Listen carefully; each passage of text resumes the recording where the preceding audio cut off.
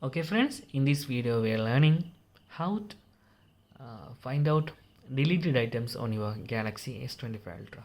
Okay, open your gallery, then tap on this menu option.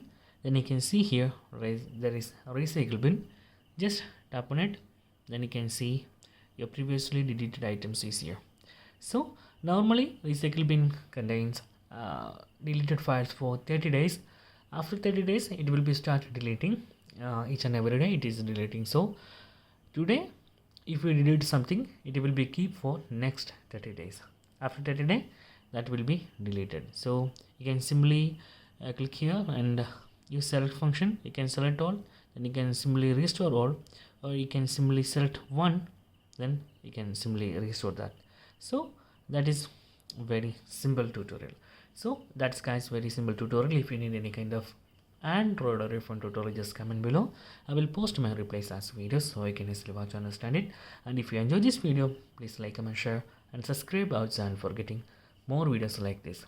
Thank you so much for watching. Have a nice day. Bye bye.